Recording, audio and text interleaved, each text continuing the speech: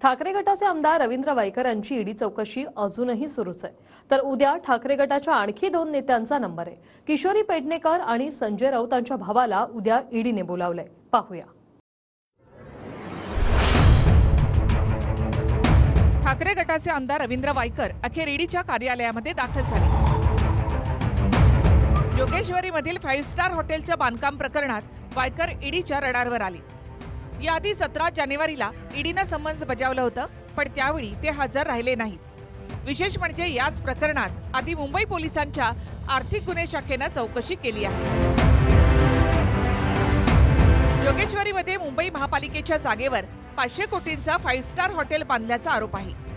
महापालिकेच्या 2 लाख वर्ग फुटाच्या जमिनीवर कब्जा केल्याची तक्रार सोमय्यांची आहे। ज्या ठिकाणी वायकरांचं 5 स्टार हॉटेल आहे तिथे आधी महापालिकेचं खेळाचं मैदान होतं।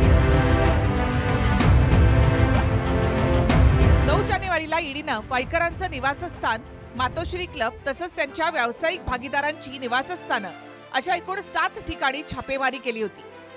मात्र भाजपमध्ये जाण्यासाठी दबावामधून ईडी मागे लागल्याचा आरोप रवींद्र वायकर यांनी केलाय। हे जे चाललेलं आहे दबाव तंत्र चालू आहे। मला त्यांच्या माध्यमातून देखील माझ्या पार्टनरांच्या तिकडे गेल्यानंतर त्यांनी सांगितलं, आप भाजप में जाओ तो सब कुछ हो जाएगा। यानी माझ्या पार्टनर लोकांना सांगतात, साहब को बोलो कि उधर जाओ। ते बोलले हम कैसे उनको बोल सकते हैं। तर अशा पद्धतीने दबाव तंत्र जे चाललेलं आहे ना, हे चुकीचं आहे। मी एकनिष्ठ शिवसेनेत आहे, मी शिवसेनेबरोबर राहील आणि माझी काही चुकी नसताना तुम्ही अशा पद्धतीने तुमच्या शासकीय आणि केंद्रीय योजना दबाव तंत्राने माझ्यावरती दबाव आणता, ते सर्वसामान्य नागरिकांना देखील आवडत नाही आणि मला देखील आवडत नाही। हे कौटुंबिक हे आहे, ही माझी देखील फॅमिली आणि सर्व काही आहे। तर अशा पद्धतीने दबाव तंत्र आणू नका। गेल्या आठवड्यात 24 तारखेला रोहित पवार ईडी समोर आले होते। वायकरांच्या चौकशीच्या 12 तासांआधीच या आठवड्यात कोणाकोणाचा नंबर आहे हे भाजपच्या सोमय्यांनी ट्विट करून सांगितलं।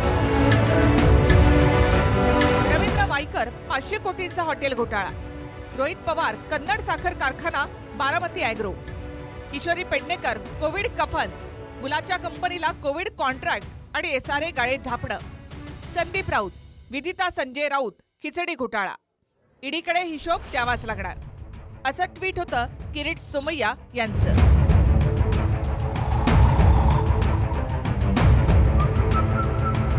किशोरी पेडणेकरांना 25 तारखेचं ईडीनं समन्स बजावलं होतं, मात्र त्या चौकशीसाठी आल्या नाहीत। आता त्यांना 30 जानेवारीचं समन्स बजावण्यात आलं आहे। खिचडी घोटाळ्याच्या आरोपात संजय राऊतांचे बंधू संदीप राऊतांना सुद्धा 30 तारखेला चौकशीसाठी बोलावलं आहे। तर रोहित पवारांना 1 फेब्रुवारीला पुन्हा एकदा चौकशीसाठी बोलावण्यात आलंय।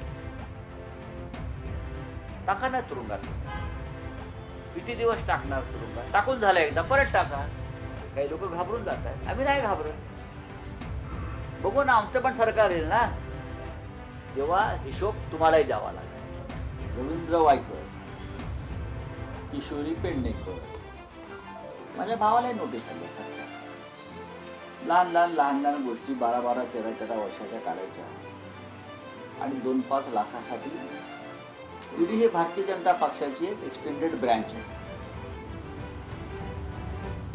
आणि हे जे चित्र आहे हे देशासाठी चांगलं आहे। जे भारतीय जनता पक्षाबरोबर नाही त्यांना अशा प्रकारे त्रास द्यायचा। मातोश्री जे आहे ना, तुम्ही कधी पाहिलंय का? 1000 कोटीच्या वरचं ते असलेली संपत्ती ही कॉर्पोरेशनची जागा असलेली त्याच्यावरती उभं राहिलेलं टावर आहे आणि म्हणून या चौकशीमध्ये हा एकटा रवींद्र वायकर करू शकत नाही। त्याच्याबरोबर मोठे मासे त्याच्याबरोबर आहेत, त्यांची सगळ्यांची त्याची नावंही आहेत आणि तो रवींद्र वायकर हा एकच नाही तर अनेक कंपन्यांमध्ये त्यांचा भागीदार आहे। म्हणून त्यासाठी ह्या चौकशीच्या माध्यमातून इतरही चौकशा होतील आणि मोठे मासे हे गळायला लागतीलच लागतील। सध्या महाविकास आघाडी, विशेषतः ठाकरे गट आणि शरद पवार गटाचे नेते ईडीच्या फेऱ्यात आले। पुढच्या चौकशीमधून ईडी काय काय करते हेही दिसेलच। कृष्णा सोनारवाडकरसह bureau report, TV9 Marathi, Mumbai.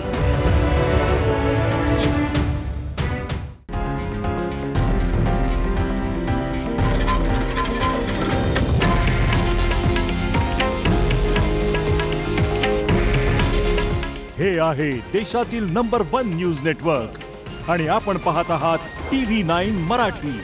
काळजी तुमची, हित महाराष्ट्राचं.